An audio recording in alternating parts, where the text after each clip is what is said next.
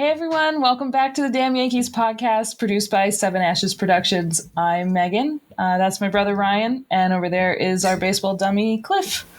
Hello. How's everybody doing today? I'm grumpy. You're grumpy? You're always grumpy.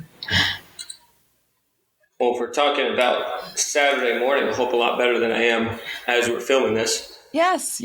I'm trying to find the humor in the Yankees being down 11-0 in the third inning of Thursday's game. There's not much to be, laughing about, but, it's so ridiculous that I'm going to laugh. It's kind of comical at this point.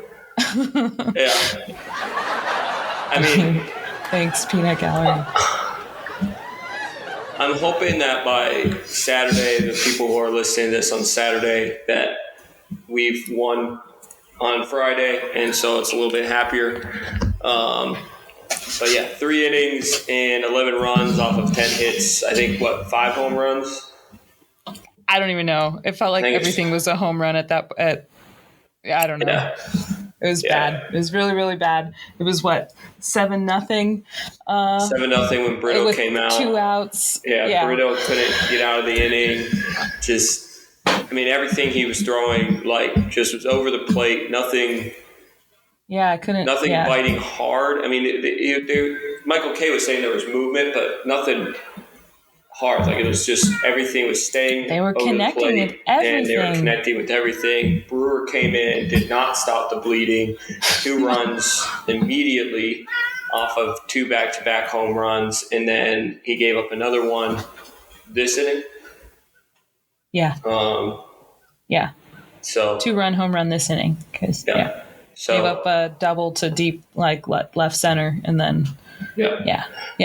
Vasquez, and then Michael A. Taylor. So not the ideal start. So throughout this podcast, we are were going to hoping be for a looking much more exciting, being able to talk and watch the game at the same time, and it just turned into a slaughterhouse. You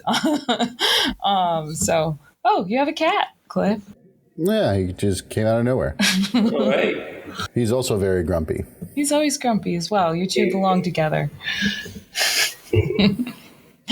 He's just easier to pick up than the dogs. Mm-hmm. Okay.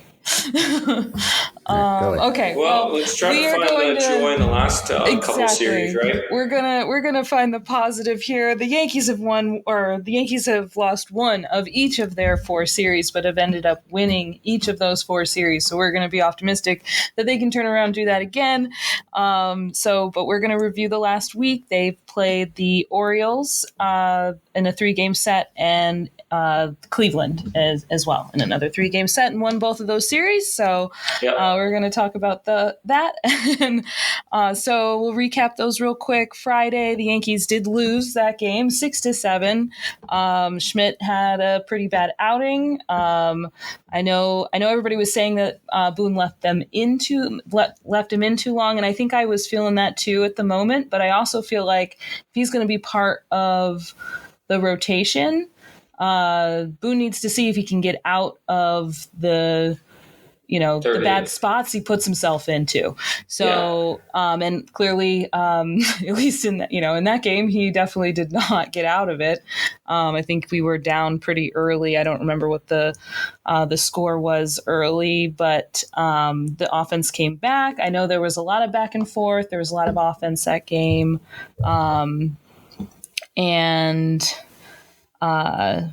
Lots of singles, there was scoring in the 8th where we almost came back. And then in the 9th, they stranded Judge on 3rd, I think, with, 2 outs. So to end the game 7-6. So that one, I felt like we were in it the whole time and was exciting. Wasn't, not down 11-0.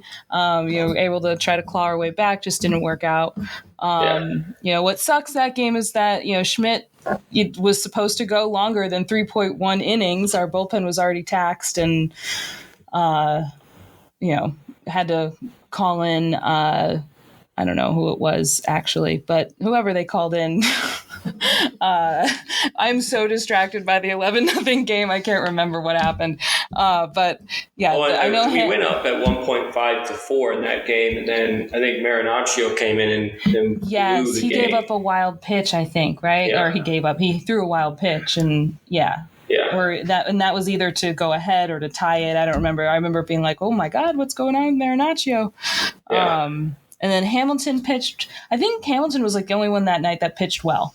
I think he had I wrote it down, 4 strikeouts. So, had to go through everyone in the bullpen again. And I think they were trying to avoid using Peralta and like some other people because they'd been already, right. They've gone out there too many times, too many innings in the last few days. So they had to avoid using them. And then that's what you get. So, So anyway, I think kind of what we learned from that game was really that we're not on board with Schmidt. I know he ended up pitching again later, but we'll get to that. Yeah, Brito had the next game, and if we ignore what we know today, Brito pitched really well. Brito pitched really well. There was a couple of pitches against in that game. There was a couple of pitches against the catcher, and he had already gotten a hit earlier in the game. But he threw his changeup twice against their catcher, and they. I mean, a lot of movement came off the plate. It just that's why I kept saying the catcher. It starts with an R. I can't. I can see it, but I can't. Sorry, that's terrible Rushman. Because he's a very good catcher. Yes, he's really good. Rushman. Rushman. Again, not a Yankee. I'm really bad with that. In that game, I think he had already gotten a hit in the game, and it was a part where Brito, we really needed him to step up, and he struck him out on 2 changeups outside, and swung, whiffed at both of them for a strikeout. Oh, that was a terrible call on Volpe. Oh man, I didn't see it. And that sucks too. Like especially with Volpe struggling to get hits and then them calling strikeouts like that off the plate. There were a couple of those I don't remember if it was the Orioles or the Cleveland series, but I remember thinking, geez, how is he supposed to get out of this hitting struggle if you're going to call it an inch off the plate and say that's a strike, and then of course he's going to swing at the next one in the same location that's even further a ball. And especially for a guy like him who's all spring training has shown a really good understanding of the plate and the zone. Yes. Sorry, I mean, it's a little distracted. No worries. Yeah, I mean, we'll talk about that, but I mean, it's frustrating when the umps kind of take the bat out of your hand or force you, maybe not force you to swing, but I don't know, just make you make decisions that you maybe normally wouldn't because, I guess they're going to call that clearly pitched ball a strike.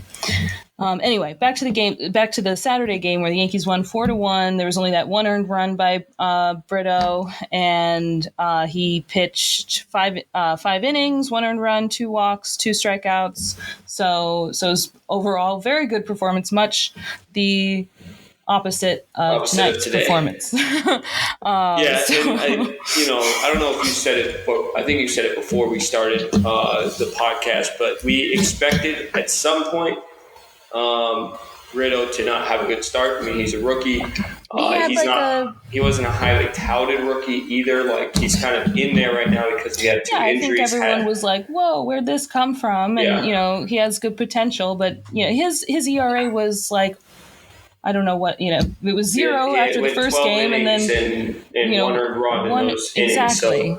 So I mean, he was doing very well. I figured he'd get hit around at some point. I just didn't think. He's not going to hold a .90 ERA all season, but 9 runs in that many innings, or not even innings, in 2 outs is 2 outs in the first inning. So that's unfortunate. And he's a young guy too, so you don't really want to see that, especially in the Bronx. I heard boos, which I get it, but and I hope I'd be I'd be mad too. I mean, come on, that's that's a lot of opposition runs in the first inning and like, hey, I came here to see a good game, and what the hell? Yeah. So I get the boos. It's just, you don't want to hear that towards a young kid always. And obviously he's going to have bad games. At least we got the bad game hopefully out of the way in April, and we get some other starters back, and we don't have to really worry about it. But we do have to find a fifth starter of those three. And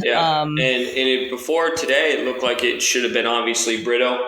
And and maybe this gets chalked up, to just for some reason didn't have whatever pitch, just didn't have it tonight. And maybe hopefully next time he shows us that this was the fluke and not the other two really good games. So, other stuff from the Saturday game, Gleyber had 2 walks. He more than leads the Yankees. I forget, I looked it up, but he's like the decided.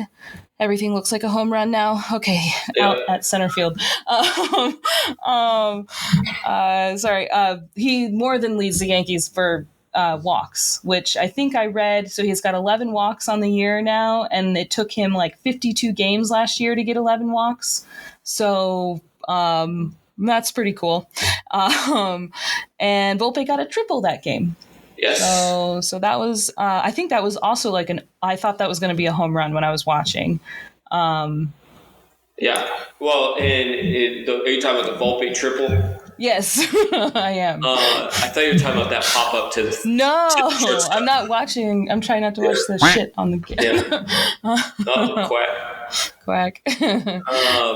But yeah, Volpe, it was honestly like, I think maybe 8 inches to a foot away from being a home, like, because where it was in left field, it hit high up on the fence. And if it had gone like maybe 8 inches to a foot to the left, would have been a homer. It would have been a home run because the fence, has that little divot there, and it hit just on that side.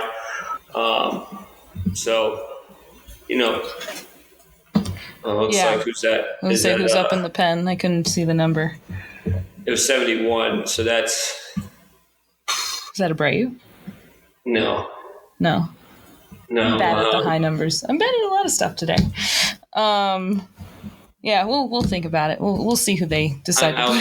I know who it is. I just can't think of the name. Can't think of it. It's one of the guys who probably won't... I don't know what to say. It's probably one of the guys who won't remain, and then it ends up being like... Is it Hamilton? I think it is Hamilton. Okay. I think you're right. Let's just say it. I think that's who it is. But anyway. Yeah. Anyway, so the Saturday game was fun to watch. I think they were down early again in that game. I think only by like 1 though, because Hicks actually hit an RBI. Yeah, the Saturday game. That's where Hicks hit the RBI. 1-0 early. Yeah, and I think we both said to each other, Hicks is going to play a few games in a row because he got that RBI. Yeah. Which he did, yes. Though that was also the game that Stanton hit the 2-run bomb to left. So screw the Camden Yards left field wall. Yeah, screw you, Cameron. That's back there. Yeah, screw you, Cameron. Sorry, Cameron. 360 or 436 feet. 86 feet, yeah. 485 was the one at Yankee Stadium that was a huge moonshot, but this one went 436 and cleared the left field wall that has been pushed back several feet. I don't know, stupid left field wall, little carve out. Just for Judge. Yeah. Just for Judge, I guess, because Stanton said, screw your wall. I got this. Anyway, they win this that game 4-1. They move on to Sunday, which is Nestor bump day, and he pitches really well like Nestor usually does. I think he got hit a little bit, but actually only 4 hits. Why do I feel like he got hit a little more than he did? That was a good day for Nestor. I think he was striking out people a little bit more. 5 strikeouts, 2 walks, 2 earned runs, 5.1 innings pitched. A little bit near the end. I think that must have been what it was. Inning. Yeah, he was getting hit going at the end of his outing. Yeah. But 2 home runs by Cordeo in that game, 2 home runs by Judge in that game. Yep. So Judge hit at least one huge home run. That felt like it was going to go forever too. But yeah, 2 home runs that game for Judge, and everybody. I feel like, I mean, I know they only scored 5 runs, but it feels like everybody hit that game as well. So there's been, I mean, with the new rules, I think the hitting's up all around the league, but it definitely seems like, I mean, I think I posted a couple of times, like, who are these Yankees? There was one game, and I think it was in the Cleveland series, where they hit 4 singles in a row. I know they've only scored 1 runs, but like 4 singles in a row. What kind of Yankees are hitting? It was the 11-run game where we were. Yeah, that's right. I think that's right. So yeah. Anyway, so yeah, hits were up. The Yankees win that game 5-3. Holmes closed it out. That was a pretty clean game. It was a good one because the Yankees won, and Holmes save looking good. You like that? Holmes you like it when he looks good? Lot better. I had to cover my face yesterday. I think it was yesterday. Oh yeah, you got to watch the game yesterday. I didn't get to. Yeah, yesterday I was like, "Oh my God, please!" But was he struggling in that one? Yeah, a little. Yeah, I can't remember. I think he walked someone, and I don't remember. I just know we were only down by 1, and that game was such a pain that I thought that he was going to give up the lead again. But he had 2 walks and a strikeout yesterday. Yeah, that's what. Yeah, 2 walks. So it was like, oh God. For some reason, Clay Holmes sometimes just has those issues with his command. Like, games where he looks absolutely amazing, and other games where he just has a really tough time finding the strike zone. So. Well, that night he was on, and the Yankees win. That was their 3rd series. 3 for 3 in series wins. We'll take it. Glaber was just on a tear, and we go into the Cleveland series on Monday. Herman was on the hill that day. That was an awful game to watch. That was just like or at least when he was pitching. He was like, he couldn't find the zone. He walked 5 batters, no strikeouts. I think I saw him leaving the dugout, throwing his glove around. Probably at that point figured he lost the starter spot. Who knows really now? I don't know. I still think it's a little bit up in the air, but yeah, I think, he was really pissed at himself. This game, Brewer came in and lights out, stopped the bleeding. He did 3 innings pitched, 1 walk, a strikeout, and only 1 hit. I think he gave up a run, but it was Herman's earned run. Right. And so, but Brewer kept the Yankees in the game the whole time. He stopped the bleeding, made it so that the Yankees could come back if the offense had done anything, really. Yeah. I mean, they did score 2 runs. The Yankees lose 2-3. I think that was the Bieber, right? That was Bieber's start. And that was the frustrating game with Bieber because he came in not pitching well. Yeah, we capitalized in the first inning, bases loaded. Stanton comes up, hits a 2-run double, and then nothing after that. 3 quick outs. And in the second inning, we had opportunities. We did not capitalize. And I tweeted then, we're going to regret not getting those. Yeah, I mean, because, capitalizing Bieber on settled that, in quickly after the And that's just how a veteran does, like a better, like they talked about it during the game. He figured out what wasn't working very quickly and solved adjusted it, and he was shutting us down. Lights out again. It was a frustrating because you could, like, as a fan watching the game, you just knew that as that was happening, you're like, yep. You could just feel it. Capitalizing in the second inning is going to screw us the rest of the game. We're not going to be able to get out of it. So, that was a frustrating loss because, like you said, another our frustrating came in and held our ground. And IKF also had his first hit that game and then proceeded to get caught stealing at third while Judge was up at bat. Yep. And that, that just kills you. That kills momentum. It kills. Yeah, all momentum at that point was lost. Like, we don't, anything we gained back, because that was, I don't remember what inning that was. It was still early, but, still trying to work off of that first inning momentum, and gone. Just all gone because IKF decided he was going to steal third. I can't imagine that was a call from the bench. I mean, Judge is up. What are we doing? Another. I made a note on my thing that Stanton tried to go for a foul ball. Did you Yes, see he that? He dove. kind of like I think almost got it, and then but I think like collectively Twitter, Yankees Twitter, just like held their breath, and they're just like, please don't do that. Definitely not. Is that our first hit? Nope. Yeah, I mean, in this game so far, like we know we've been talking about the 11 runs. The Yankees haven't done anything. We're getting perfect games right now. Oh yeah, let's say it loud. Like, yeah, no hits, no runs. Yeah. Yes, We're allowed to say Twins pitcher is throwing a perfect game right this moment. Twins pitcher is throwing a perfect game right now. Let's hope the jinx is true and Rizzo now you just jinxed it. Now it's not going to work. Oh no, jinx it! He's still throwing a perfect game. It's all perfect. He looks perfect.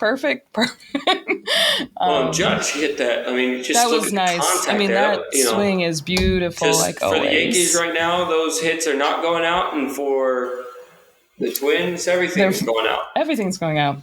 Even Michael Taylor is hitting home runs against us. Yeah. Well, back to happy Yankee things. When the Yankees scored 11 runs, so Tuesday, the Yankees beat Cleveland 11-2. That game actually started similarly to the previous game, just in reverse.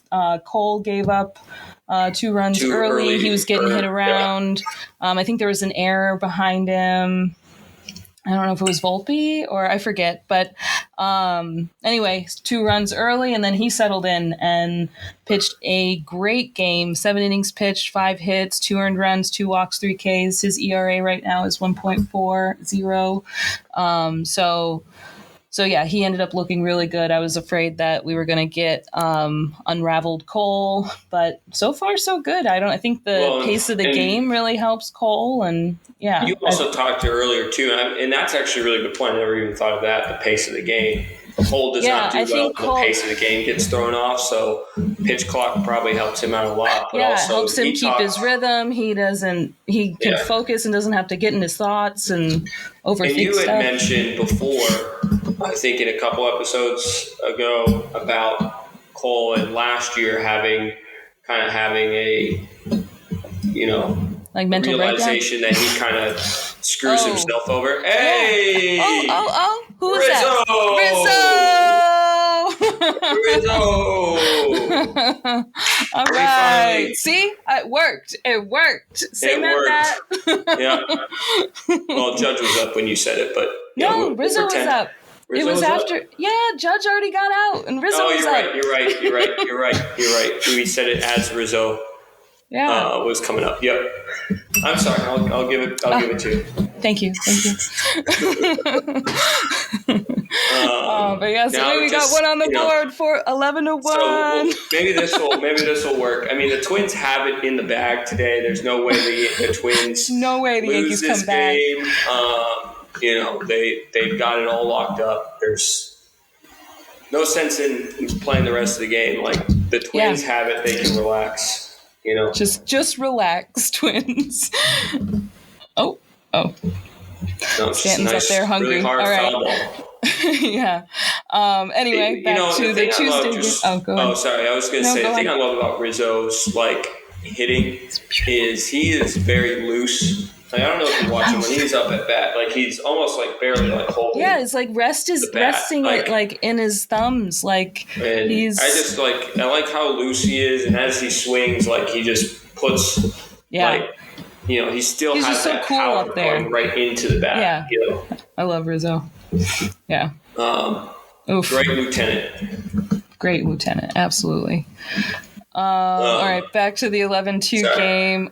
One thing I found interesting is Abreu's ERA is 0.00. I think there was a game early on in the season where we were both like, every time we see this kid, it's awful.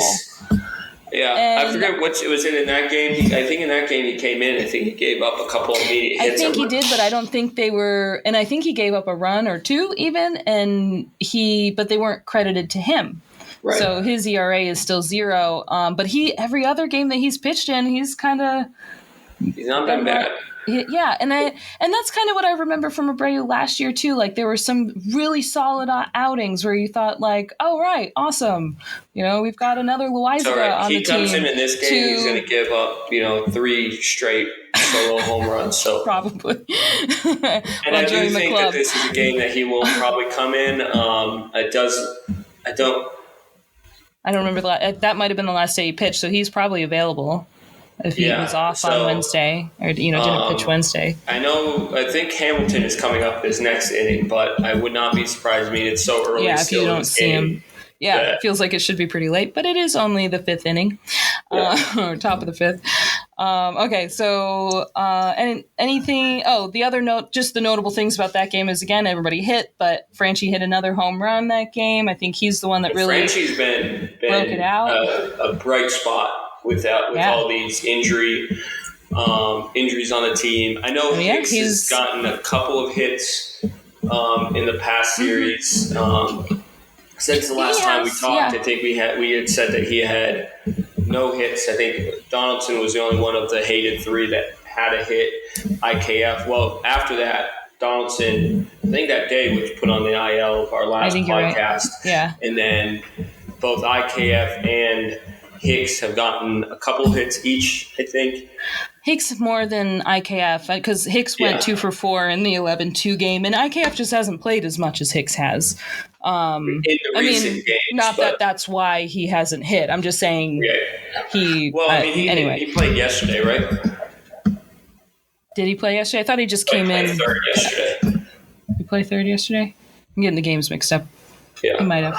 But anyway, though Hicks is his hit.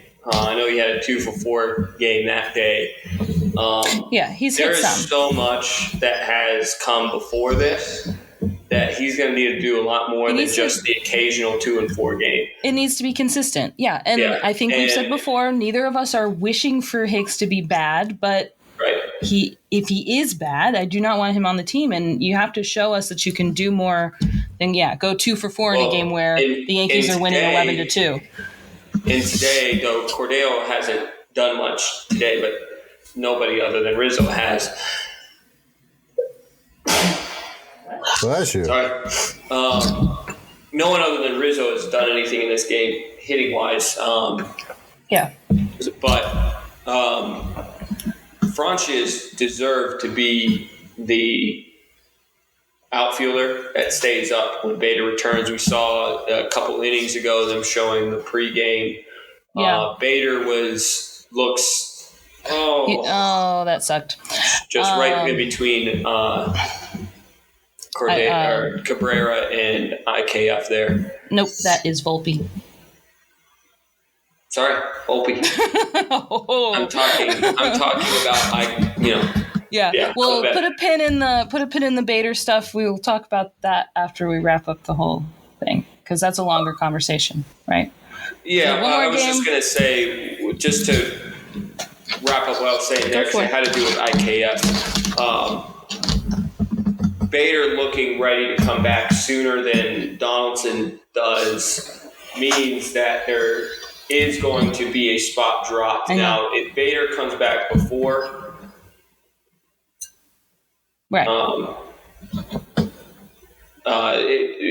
two people have to come back for 2 people to drop, but those 2 people should that's what I'm saying. I want to talk about this in more detail, so put a pin in it so we can finish the game recap really fast. Okay. The last game before today on Wednesday, the Yankees win 4-3. We get another Schmidt outing. This time he does a little bit better than the previous 2 outings. He goes 4 innings, 3 earned runs, 3 Ks, 1 walk. How many? The big story, 4. Okay. 4, and I think he was pitching decently after the first inning debacle, and then in the 4th inning he also stupid.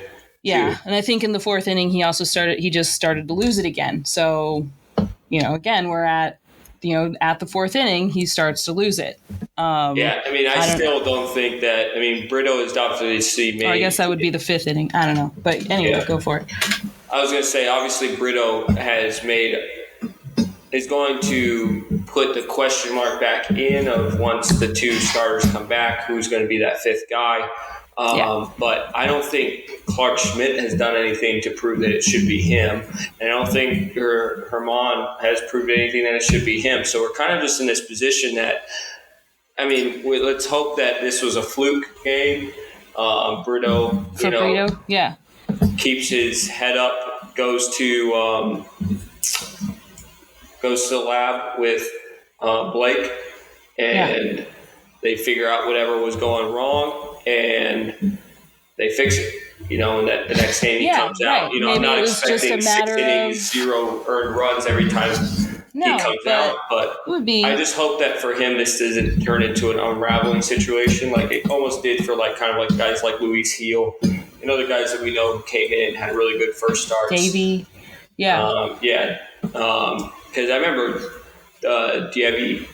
Davey. I think it's Davey, but Garcia. He came in. I remember he was really good early on. And then unraveled in a game and just was never the same since. Yeah. So hopefully that's not the case with someone like him because he seems like a really good. Yeah, good Garcia, kid. I think they're. You can tell that he was really upset today. Yes. Yeah. Yeah. So hopefully he can bounce back from it. You don't want that hope to play into the next performance. I think, the other two have played really crappy. So Brito, not that he gets a bad game, but it certainly shouldn't put a pin in the conversation. It shouldn't eliminate him from the conversation of the fifth starter. Yeah. So now they've all had some bad outings. Speaking of Garcia. Yeah, I think they're moving him to the bullpen, like long relief. Yeah. But he's done good in it. That's good. 2.35 ERA so far this season. He's gotten 6 strikeouts. And I think in only a couple of spot relief starts, or not starts, but relief outings. Yeah. So good. That's cool. Just a quick he was a fun player. It would be nice at some point in the future. Hopefully he can help out the team. He's still a young guy. When he got his opportunity with us, I think he was only 20, 21 years old. He was really young. 23. Yeah. I knew he was really young. I'm not sure how old, but yeah. So the only other big thing, the Yankees end up coming back that game. Cabrera. It was like Waldo, IKF get hits, Higgy hits a 2-run double, was almost a home run. And then Franchi hits a solo home run to tie the game, and then they get another run later. It wasn't the run from that off of Cabrera's? Wasn't he the game-winning hit? No. Wait. He hit yes, I'm sorry. You're right. Single. Later. Yes, later. Glaber came in to pinch run for Stanton, which was cool to see because Glaber was, the night before saying that he was injured, had quad tightness. DJ today, which is worrisome. But they did say that he was available off the bench today. Doubt he'll do anything off the bench at this point, being down that much. But they said he was available off the bench, which is a good sign, it's not more serious. They were being cautious sitting DJ. But you're right. They sat in 3 out of the 4 games. You almost have to have that air of. It's fair. I mean, he's kind cautious. Of earned. The let's have you sit so you don't break in September. We need you then.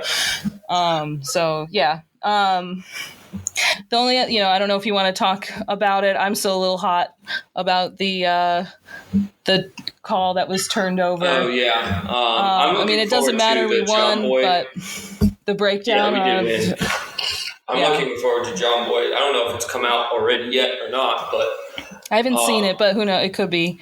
But it'd be nice to know what Boone was saying there. Boone was still real hot after the game too. He was like, "Yeah, we won, but I'm still pissed." Yeah. It was crap. I mean, and MLB gave like some weird explanation about how. What was it? I haven't seen it.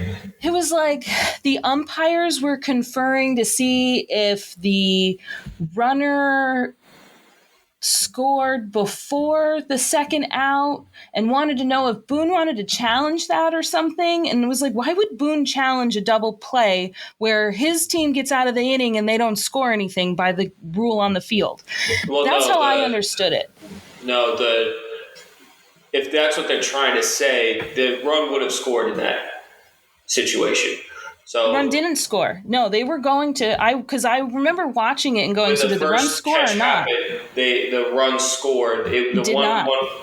They didn't score it that way originally. No, it only scored because was the game 0-0 prior to that. It was 1-0. The game went to commercial. It was 1-0 when they were walking off. It was not. I watched it because I was like, it's watching nothing. It too. That was the only part that I watched. It couldn't have been. It was 0-0 because when they came back, that's when they put up the one run. That's when they put it up on the scoreboard. I was watching because I was like, wow, he actually saved a run from scoring. I was watching it too. And the one run was up when they were walking off the field. All right, whatever. I don't think that's what happened, but either way, Aaron Hicks didn't catch the ball, and they gave Terry Francona a really long time to decide if he wanted to challenge it. They went over and told him he should challenge it based on what was on the Jumbotron. And I don't understand why rules exist if they're allowed to do that, basically. So, the whole challenge thing they showed it on the replay. Francona doesn't make any motion for a challenge. He doesn't do anything to indicate that he wants time to look at it, doesn't say anything. I think they went over and asked him if they wanted to challenge, which I don't know where that shows up in the rule book. And no matter what, whether the run scored or it didn't score, and whatever their explanation is, it's still against what they say is the rules for the new challenge system. And the umpires got it wrong completely. And they need to get that corrected. They need to have something sent out it doesn't need to be to us, the fans, but they need to make something clear of whether it's to the umpires or to the managers. This is how it needs to be run because this is what they've told everybody with the timer. I mean, even Boone said in spring training they were very clear and that they would be very strict about the 15-second rule and the signals that the manager had to indicate whether, it was like, we're looking and we have 15 seconds right now, and that for me to go like this and say they want to challenge. And Terry Francona never did that. So that was, and seeing all the Cleveland fans being like, oh, you're just mad that they actually got the call right. Like, cool, they got the call right, but they didn't get the call right initially. And there's bad calls. The umpires make bad calls all the time that we get to, we see on the Jumbotron and say, what the hell were you doing? But it's not close enough for them to overturn it. So, no. And it's also up to the manager to make the... Yeah, he's supposed to make that decision. You have a challenge for a reason. And so that made me mad. And it was like, no, why are there rules? So the next time this happens, can Boone just be like, well, can I just have more time? It was kind of confusing. So regardless, that was dumb. Ryan just got away with a pitch clock violation there. Oh. They didn't show it, but he was after, and you kind of tell that Willie was not, he was still ready, but you could tell that, there was some, I don't know. He was expecting there to be a call, because obviously he could tell that the pitch clock was up. Well, maybe they're trying not to be as strict on that too, which I guess I'm not mad about as long as they're not holding the ball for 30 seconds at a time. It was literally like he was kind of getting ready to get into his warm up as it went to 0. So it was like 0.1. Okay, so the Yankees win that game anyway, so it's not a problem. Yeah, it ends up being a non-factor, but I feel like in the future, right? It's gonna like, be. I think the precedence for it is a problem for them. Needs to be addressed as and again, it doesn't need to be to us because they don't like saying that the umpires are wrong. They don't even like telling the teams that umpires are wrong. I think I didn't know this. You told me that they don't allow games under protest anymore. Yeah, James Smythe posted something from posted a piece of the rule book, that a change from 2021 that you're no longer allowed to protest games. Not that protesting games ever, in my memory, resulted in anything, but still I think bullshit. the most famous one is the George Brett protesting game. Yeah, right, yeah. That's one of the most famous ones. And didn't they come back out and still lose that game? I think so. Yeah, I think so. So whether or not protesting games is a moot point, you can't do it at all. So the umpires have they can just do whatever they want. No big deal. Not in a happy mood about umpires right now. Anyway, so the Yankees win that game, which means they win the series, and they are 4-4 for series to start the season. 8-4 this season. Yeah, 8-4 this season, so not bad. I mean, the Rays. The end of this game, we are right. We're 8-4 right now. We are still 8-4. We have not lost this game yet, which would be really good. I think it's something like the third best record in baseball, but we are tied second. For the third behind the Rays and the Braves. Yeah, it's but we're second in the AL East because the Rays aren't losing. Right. So let's talk about. Unless I think we can move on to maybe doing some of the around the league stuff with the Rays winning 13 straight games. I don't know what the record is. Ridiculous. They're closing in on it on what the best start.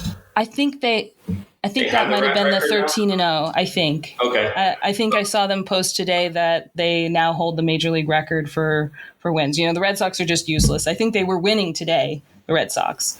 Yeah. And then they end up losing by several runs, and they have a huge run differential. Yeah. Okay. So I think they were up 3-0. The Red Sox. 3-1 in the fifth inning, and then in the bottom of the fifth inning, the Rays scored 7 runs. Yeah, I saw Randy hit a home run. Yeah, I was looking at some of the stats from them. They've got four eligible. It's only 2 weeks into the season, so I don't know how really eligible for batting average works. Batting, because you have to have so many at bats to be considered eligible, and plate appearances to be considered eligible. Anyway, of their 7 guys who are eligible with batting average right now, 5 of them have over a 300 batting average. I saw Lowe has hit 4 home runs in his last 5 games. Their first 4 guys, Willie Adames he's killing it. He's seeing the ball easily, getting really good hits, hitting for power. So, it's the Rays are on fire, and I predicted early before the season that the Rays wouldn't make the playoffs, and there were only 13 games in for them, but boy, does that make me look completely wrong. Yeah, it's a long season. We'll see. They have. I will throw it. They have played. They played a very easy schedule. A few last place teams. They actually had the easiest schedule. I was looking that up today. Strength of schedule wise, the Rays are the easiest strength of schedule, and it's not even close. Yeah, I would really like to see how they play against the Blue Jays this weekend. Is it? I think they play them in either, if it's not the series coming up now, it'll be soon. Right. And I will say, I don't want to sound like a butthurt. 13-0 is insane and we would not crazy. Be 13-0 playing against. I don't think so. There would definitely have been punt lineups in there, and the Yankees would not have been 13-0. I don't think. 13-0 is hard to do. Period. They play Toronto tomorrow. Are they off today? They played today. Oh, we just said that. Yeah. Anyway, yeah, 1:00 games always throw me off. Yeah, so 13-0 is hard to do, period. No matter what teams you're playing, they're all Major League Baseball teams. They're all good at what, their jobs, but they played the Red Sox, the Nationals, and the A's? The Tigers? Yeah, they played the bottom 3 teams. Like the 3 worst teams to start off the season: Detroit, Washington, Oakland. None of those teams are any good. Boston is the best of those, but Boston's still not that good. Chris Sale now Boston has been swept by ERA. Oh, and not leads in a the good league. way. I was going to say leads the league in worst ERA. Okay, worst ERA. Yeah, he leads the league in the highest ERA. Well, they've been swept now by the Rays and the Pirates. So yeah, they're not a very good team either, but they're the best of the 4. Right. I see. Again, I mean, it's a 13-0 is 13-0, and you got to give that credit. The Yankees would not be 13-0. I don't know how many teams would be 13-0 even against those teams. Not to say that the Rays are going to be the World Series champions. They're hot right now. And they're definitely hot. I will say they have one of the best pitching staffs that is healthy. Right now, I mean, McClanahan is really good. He was a Cy Young candidate. Yeah. All-Star last year. Glasgow, or however you say his name. Yeah, Glasgow? And again, Yankees fans here, so I don't know if he's started yet, but if he's out there, if he's, Yeah, he's a fearsome pitcher, so So they've got a good team. They got a lot of young guys. They don't pay a lot of people money. That's just not their MO. They are very good at the money ball type of game. Oakland kind of introduced it. Now they're terrible at it. They don't want to be good at it. Yeah. Yeah. Tampa Bay Rays are the best Moneyball team that there is. I think they have a $72 million payroll, and they are, playing like they are the Mets. What you expected the Mets to be with their payroll. Yeah, sorry. Right. I didn't mean it like they're playing like the Mets, but like... No, I get it. They're playing like the Mets should play with the money that they've spent. That the Mets, not to say that the Yankees haven't spent a lot of money or the Dodgers, but the Mets are in a different stratosphere with how much they paid, and the Rays are playing as if they paid that kind of money this offseason. So, good for them. They may, long season, but... Yeah, they might be much more of a threat than we anticipated. Than a lot of people anticipated. I think everybody just expected Yankees, Blue Jays on the top. So I think people were pretty solid. Like maybe the Orioles and the Braves will fight for third place, but maybe. The game's still 11-1. Nothing's changed yet. No. Did you have anything else from around the league? Because we forgot to talk about what I said to Pin about the Yankees. There's nothing much. There's not I think the Rays thing is the big thing. It's biggest news, right? Houston is still struggling. 4-6. But we can get into a little bit more of this stuff when I go over the power rankings. But those are the big things that I think is the most important was the Tampa. Yeah. Going 13. Someone make it stop, please. Make it all stop. Make this stop. Make the race stop. This stop. This is bad. If this was a boxing match, we'd be KO'd in the first round. I guess it's a good thing there's no run rule in baseball. there is technically a run rule. The Yankees are currently allowed to throw they have IKF or Cabrera. Will we see one of them add another position notch player to their pitching. position? Yeah, we'll see. I know the Yankees just don't normally do that, but being down 10 runs, if they put up another couple. They need to save arms. So, if they're not putting up runs, throw in IKF, see what he's got. Throw in IKF, throw in Cabrera. Have a little fun. Give them another notch. I mean, I think if you put in IKF there, that's probably every position for him. It might be a nice little milestone. Has he played first? That's the only one I don't know. Okay. But we know he's played catcher. We know he's played second, short, third, all the out center, field. left. Has he done right? He has not done right yet. Okay. But I imagine he might not do right. His arm's not that great for right field. Yankee Stadium right field? I mean, we know we've got other people to put there. Yeah, but we got somebody the MVP that can play right field. But and when he's not, Stanton's there. So So anyway, I would not imagine if we don't score another run here within the next couple innings by the eighth. Volpe. Oh, no. Nope. Oh, it's a hit though. That died. Yeah. Out. Yeah. That looked like that was going to go. Nice. Good. Was that like Mickey Mouse? What was that? It was. Okay. Megan, I thought that was you at first, and I was like, what was that pitch? And then I realized you were still talking. Completely. I want you guys to really appreciate how restrained I am with my newfound power of the soundboard. Oh, no. I want to use it twice. I guarantee you it's not going to be as restrained going forward. Anyway, that didn't look like it was going to get in there for a single. I thought it was going to get out to the outfielder and be a fly out. But well, good for Volpe. Second hit for the Yankees, and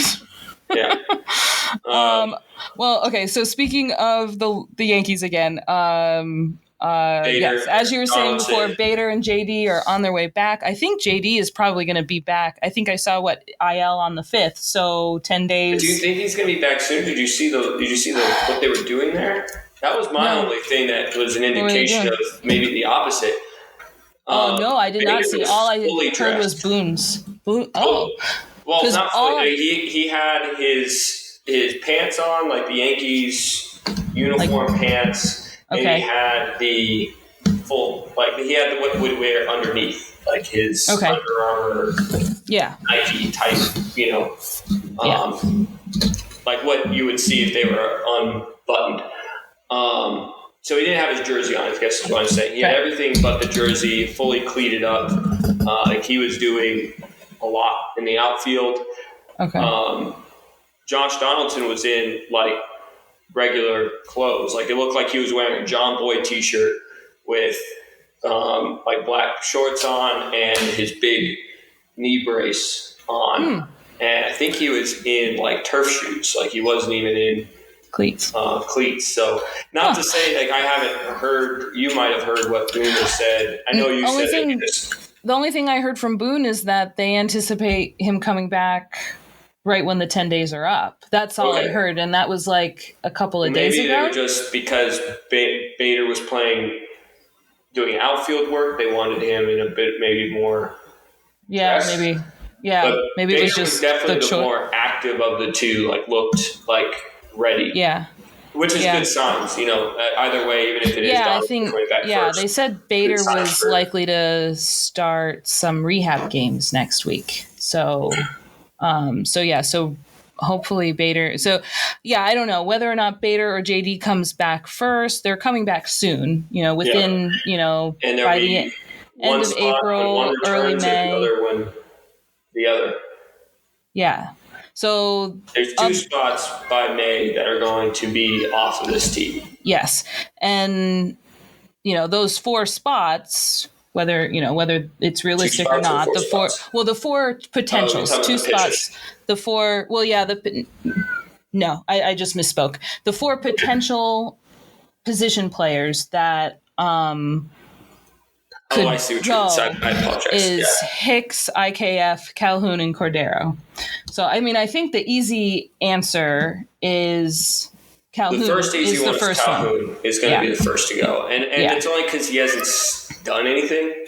Yeah, and I think he doesn't.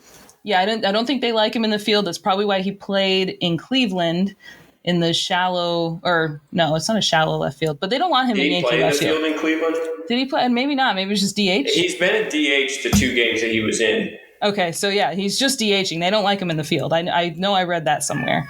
So, he's kind of a shorter guy, and yeah, he's really short. He's like 5'4", 5'6", something like that. Yeah, he's real short. I've heard that he doesn't have the best of arms.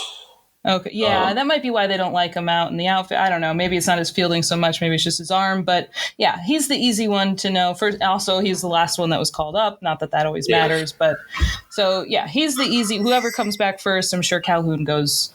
He has no options, right? So he would just be like released. Does he have no options? I think you get 5 options in a season, but I don't know if that necessarily means that every player gets options, or else certain players would be down. Yeah, to be honest, I don't really know how all that works. But so I think anyway, either way, I think he's the first to be cut from the roster. So that leaves Hicks, IKF, and Franchy. Right. And it's pretty hard to not see that Franchy has really put I don't know the words. Franchy has really done everything how do you cut Franchy to earn his spot. His fielding has a bit to be desired. He's not bad with his glove, but his arm is... Made a couple of mental notes that his arm was on. There were a couple of throws that they seemed on point. I don't remember. Nothing came of it. There was no play, but it was not errant. I would say that the two... But let's say they got Cordeo warming up. The other Cordeo. Jimmy Cordeo. Yeah.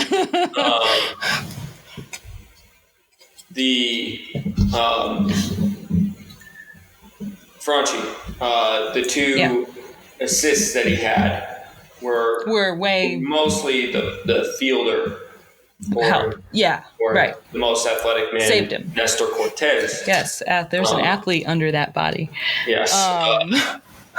Yeah, you're right. But his bat's been incredible, and he's a better fielder, right? And has a better arm than Matt Carpenter did, and we stuck him out in right field how many times last year? So, I said this on Twitter a lot. I said it, I think, in the last podcast, and I still stick by it. What I was getting to earlier was he may have had a 2-4 day. Hicks had a 2-4 day, but he has been so crummy for so long with so many, mental baggage, with so much, there's so much negative that it's going to take a lot more than an occasional 2 scattered 4 hits. Days, that are basically singles and mostly non-impacted. He did have one impactful hit that I think helped tie up the game, so that was good. But he's going to need more of that. And with Franchy hitting 2 home runs in one game, I think he's got 3 this season or 4 this season? 4 this season. I think he hit 3 on the road trip against Cleveland. I couldn't remember if it was just Cleveland where he hit 3 or even though I went over the thing. I think he leads the team with home runs right now. Yeah, or he's tied with Judge. Yeah, I think he's tied with Judge.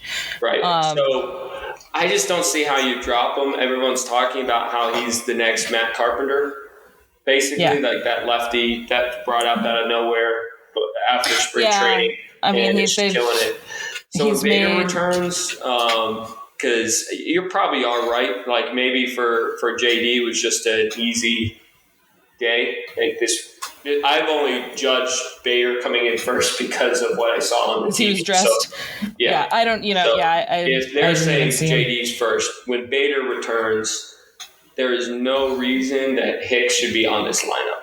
Unless between now and then, Hicks has hit 5 home runs and is, making those plays in center field, not dropping 2 of the 3 balls that are hit to you out in center field. I mean, dropping, I guess, is a stretch, but I know he had to make 3 good plays to catch those balls, but he didn't. He got to all 3 of them and drops 2 of them. Yeah, you're a center fielder. You need to make those plays. So no, I haven't seen IKF have to do that, but it was a great move for a play. Like, he got himself in a position, but in all reality, it was kind of disappointing that the ball did drop because his glove was there. Yeah, and maybe that's being overly critical of Hicks, but I just feel like as a center field, as a center fielder, you need to get that, and like IKF, I don't think his plays he used to get. Yeah. Sure. When we played the Twins, when we were actually playing, good baseball for a whole game. I hate saying this because we're 8-4 right now. This is just a weird game, and for the most part, outside of what's his name's blunder. You take away the first inning, we're only losing 2-1. 2-1.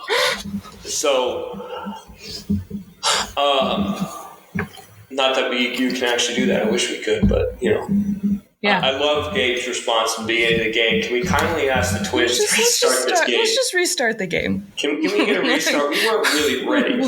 We'll give you a free chicken bucket or something. I don't know, but can we restart the game? Yeah, free chicken buckets for the whole series for you and your guys, family. No worries. Yeah. But anyway, I think it'll be an interesting decision. I mean, the IKF. I know you don't have the whole supporting. You can't say he's hit when Hicks has not, right? They're kind of the same, or IKF may be worse. But what IKF has that Hicks does not is a positive attitude. Willingness to play wherever. IKF is not in the media saying, I don't want to play against closers. I just want to hit. If I was playing on another team, I know I could help them win. So if it doesn't work in New York, that's tough. Yeah. But IKF says, something.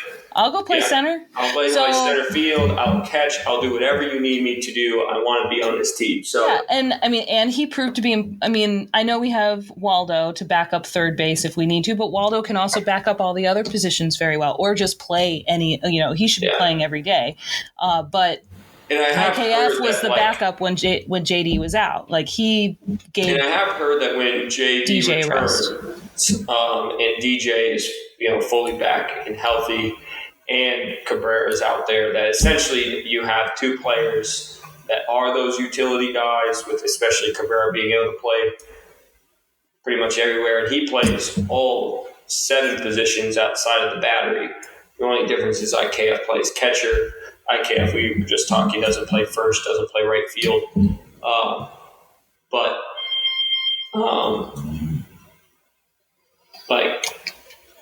So I can see that some people might say Hick or IKF should go because you have Cabrera and you have DJ he's a utility, but redundant utility player maybe, but I don't know. And I did does that mean Hicks stays in? To me, that's just the issue, is that Hicks shouldn't be there. Yeah, honestly, the lineups work really great when JD's not there. Yeah. Josh Donaldson. Yeah. When he's not in. Yeah, when not that I don't want. I don't know. We can do fine without Josh Donaldson. We've always known this. It's just not that I don't know. I don't know between the 3. They're the 3 hated ones that but I think an easy but fantasy answer would be to just DFA Josh Donaldson. I know they're not going to do that. It's not happening, but that could be a crazy Hail Mary option. Maybe Hail Mary is not the right word, but anyway. That'll be an interesting. In the next 3 weeks, they'll have to make a decision there, and it'll be interesting to see what happens, because I just don't see, unless Franchi somehow just decides to go 0 for 35 and error after error becoming Hicks in the outfield, then I don't know. I don't see how they justify getting rid of him. So, and then even just going back to it, when we're talking about these guys, like who to cut, if you don't cut an outfielder, then it's way too crowded in the outfield. Like, I understand wanting to get rid of JD, but our issue isn't. Right. Our issue isn't there. Like, if we cut JD, it should be to bring Peraza up. Yeah, they're not going to. Which they're not going to do. But what I'm saying started playing third a little bit, but the position that needs to get gone to go when Bader returns. Yeah, that's why I said fantasy. Not happening. And I know that's what you mean. Yeah, but even when it comes to IKF, I know IKF is primarily outfield right now. Hicks can't play third base when we need him to.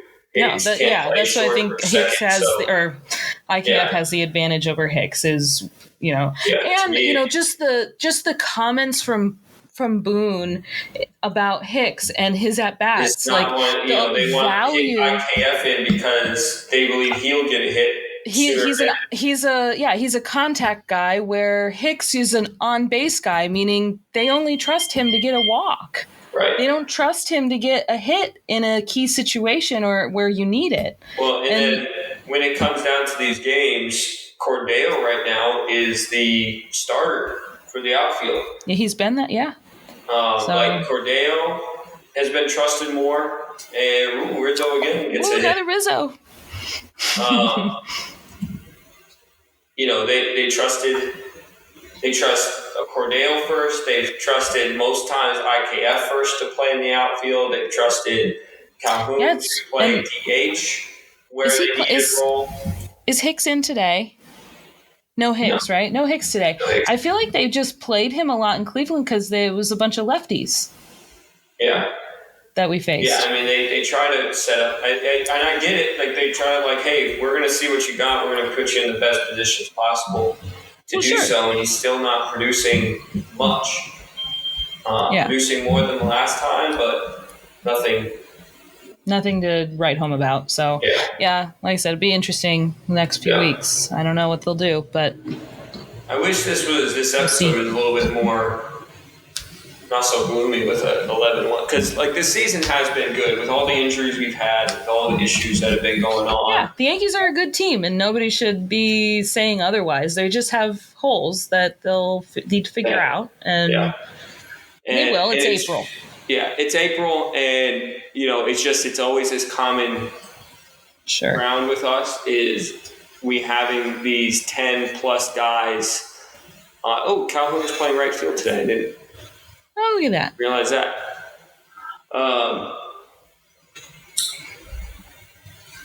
That's, to me, that's just always the issue. Like, it just, as much as I get that it's April, I get that, we're still figuring things out. Hopefully these guys do get healthy. It's just, are we healthy? And I know this isn't a common thing across baseball, where just all these other teams have all their stars or all their productive players just on the IL. So hopefully we get this solved. We can have a consistent team. That I do think now in April with Glaber and DJ, they're just being cautious and not, they're just you're a little we'll just sit you. Now they have the room to move people around, so why not? And my comment for that one, I think, though, came when Loizaga got onto the IL. Sure. I mean, that's the pitching right now being as beat up as it is in April. I mean, and actually he went on. I mean, last week I said, I really hope they're not using him too much. Yeah. And I think it was the next day or the day after that is when he went on the IL. So it's I don't know if it's his conditioning or overuse or a combination or what. I mean, we're only in April and it's overuse issue. It feels like that's a conditioning problem. So, the Yankees always seem to have some type of issue when it comes down to something going on in their training. This has been a constant issue with us since 2016. Yeah. We thought that the replacement year was going to last that year. Right, not always. It just that year was fun because everyone who came up produced big. Yeah. And you're not going to get that all the time Every year. ever. Yeah. I mean, what's good is that the X-rays or MRI showed that no structural damage for Loizaga, and it probably is conditioning. So if it's like it's just inflammation on the elbow, probably not. Well, it's good that we're catching all these things early. It's just it just sets frustrating. Sets a frustration of like, but are we ever going to get to the point where they're like, right? Like, we already have a setback with Rodon.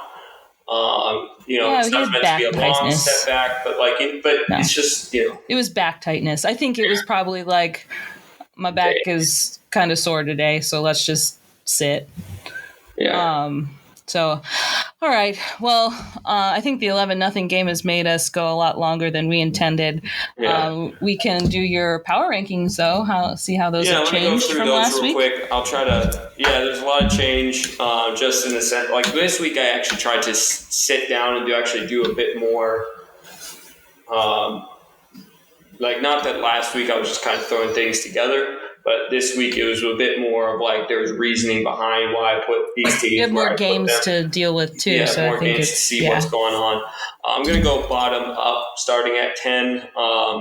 New one into the top 10 is Arizona Diamondbacks. They are secretly playing really good.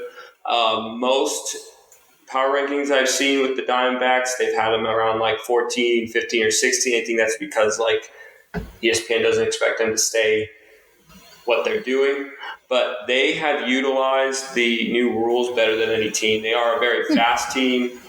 Jake McCarthy is a very quick outfielder. He's a guy that I know the Yankees were looking and trying to trade during the offseason. Lefty outfielder, something that we were in need of.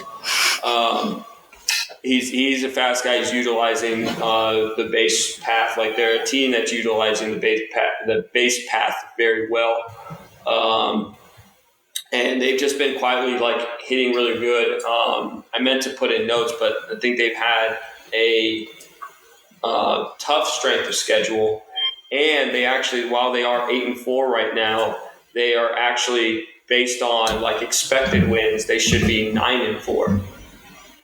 At the moment. So not a bad team there. All right, now I have at 9 the Minnesota Twins, which they moved up. They were 10 last week. They're 9 now. It's tough to say that right now.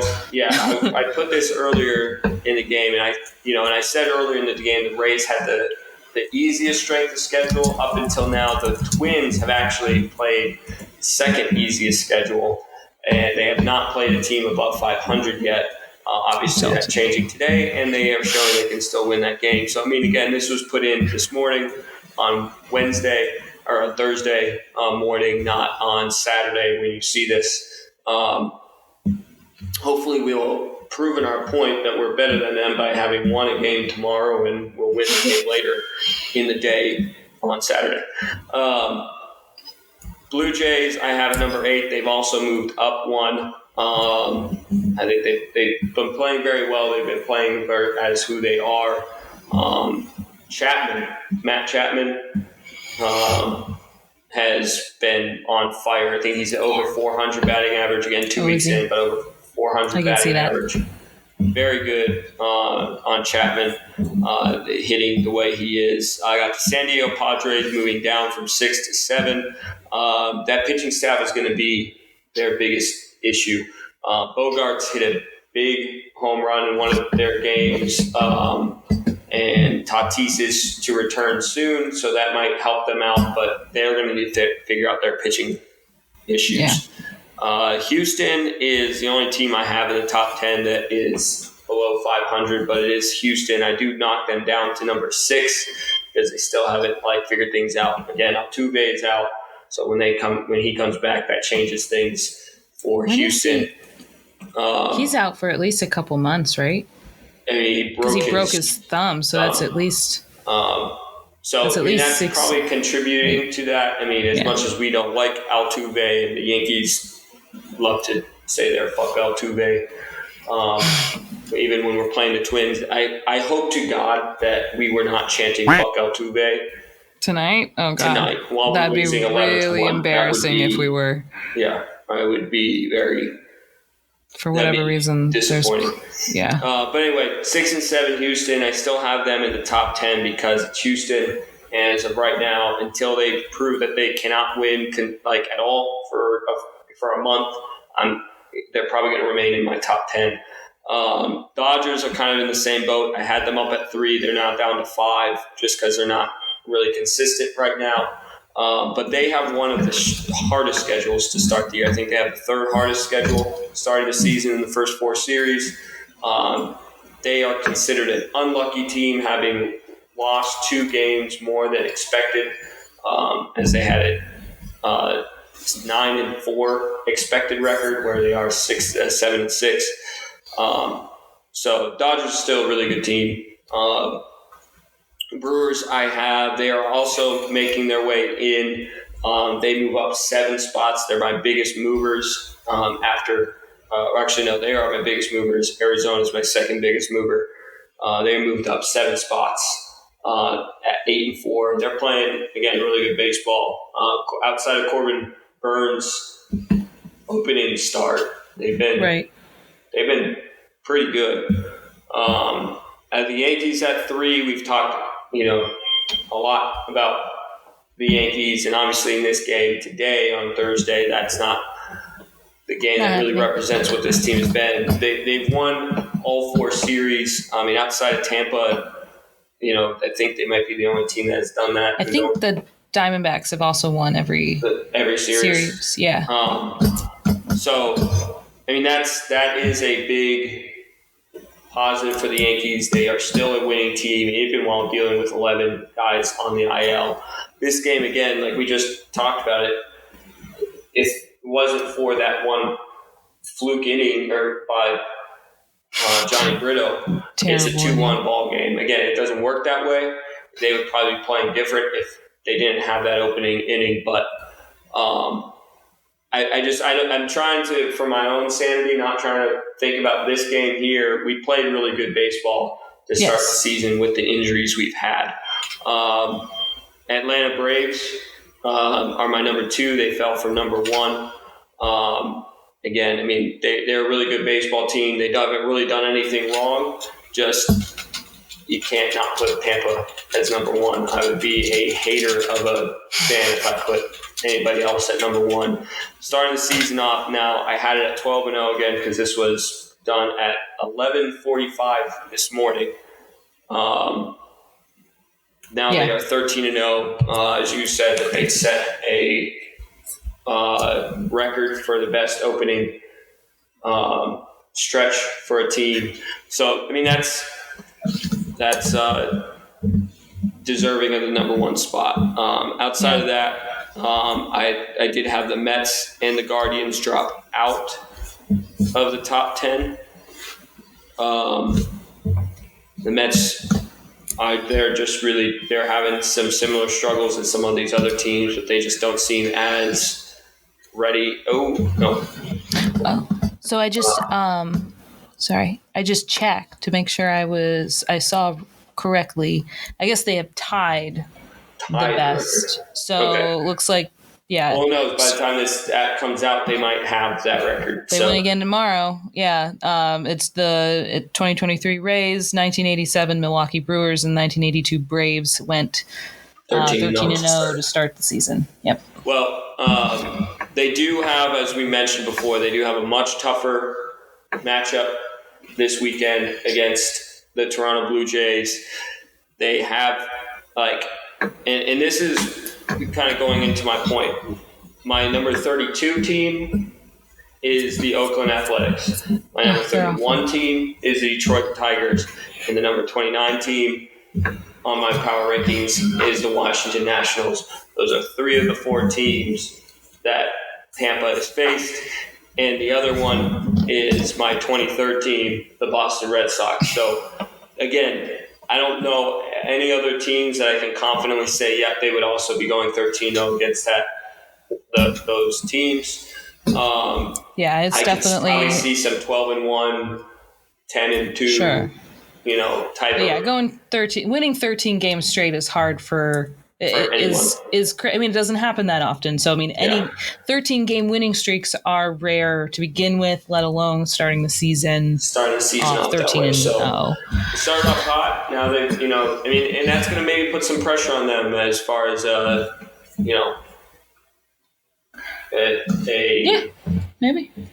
Monkey on the back. Hey, you got to keep that up now. But those are my power rankings. I kind of wanted to stick to those top 10 just to make it quick. There's some exciting baseball happening around the league. Some disappointment teams too. Cardinals have not started off, I think, the way they wanted to. And then in the opposite of that, the Pirates are second in their division. I don't expect it to continue. They've had with the loss of Cruz, I think that kind of hits them. That's definitely going to hurt them a lot.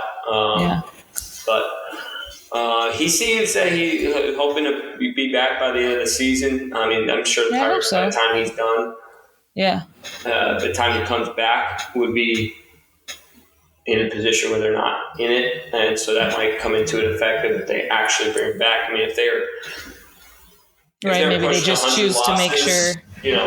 He doesn't need surgery, does he? I don't know. I haven't heard, but guessing if he's expecting to come back, So maybe, But I know we're kind of long today again because we're kind of bummed. And you guys are. Calm down. One other thing. It's really fast. Taylor Swift is in Tampa tonight or this weekend or whatever. You don't know that? Laura Grace knows that. Yeah, she knows that. Yeah, she was looking for tickets the entire time for. Oh, I bet. I can't imagine how much those cost, but the Tampa Rays are capitalizing on that. Are they? With their 13 and Sure, that makes sense. So at least I see at least one post. She might become a Tampa Bay Rays fan. I know. I was just thinking the same thing. Don't tell her about this because we don't want her to become a Rays fan right now. No. Their post is. It's fitting. There's a quote. Basically, whenever a 13 comes up in my life, it's a good thing. Taylor Swift, who I guess said that, and then also us apparently. Hey, use it. It works well with them being with her being in Tampa and them getting her lucky number of wins. Yeah. I just saw that and thought you would enjoy, at least LG will enjoy it. Super, I was going to say tangentially enjoy that. Tell her after. So she can't become a Rays fan. It's not allowed. Yeah. No, I'll tell you, you're not allowed to become a Rays fan, but the Rays are using. Oh, Hicks is in center field now. Oh, why not? Hey, IKF is pitching. No, really? There it is. All right.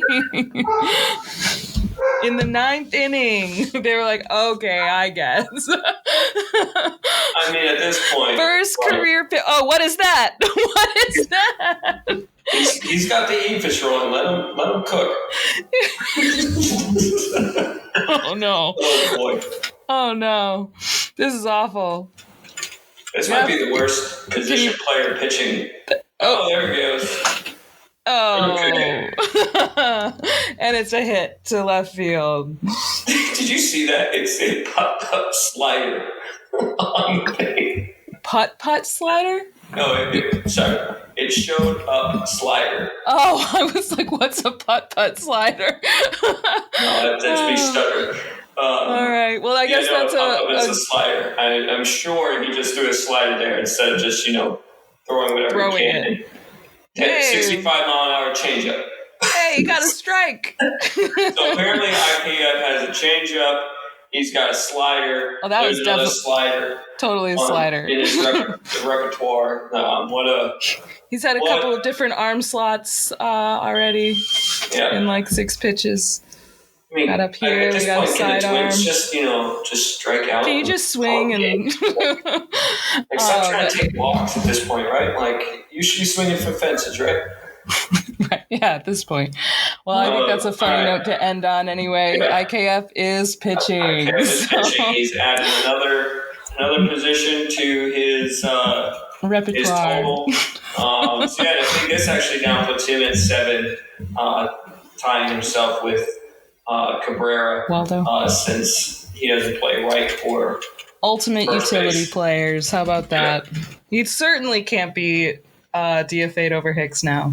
Yeah, that's a good pitch. Tell them where they can follow us, Ryan. All right, so let's close out. Follow us on Twitter and Instagram at @DamnYanks_pod, and Facebook is without the underscore @DamnYanksPod. Hopefully Saturday will bring a little bit more joy with a win tomorrow, and in the evening with another win.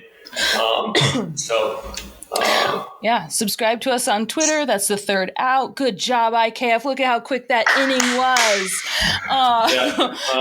Subscribe to us on Twitter, subscribe to us on Instagram, subscribe on YouTube. You can follow us on Spotify. There's things. Smash that like button. Smash the like button. Smash the like button. I did hear one of our parents, shout out to Dawn Bellflower for, she said she's watched every episode on her way to work. And she's even yelled at her son that he better watch the last one, where we tell them that they need to subscribe, or else he's going to be running more laps. There you go. So, listen. So yes, thank you, Dawn, for. Yes, thanks anyone who listens to us for over an hour. And again, thank you, Mom. Always there. Always, Mom. Love the support. So, all right. That was a weird timing for the nice to me thanking my mom. Did you? I didn't even hear it. It was like a nice. It's this one. Nice. Yeah. Now I've heard it for the third time. Yes. Okay. All right. Well, thanks for watching, everyone. Listening. See ya. See ya.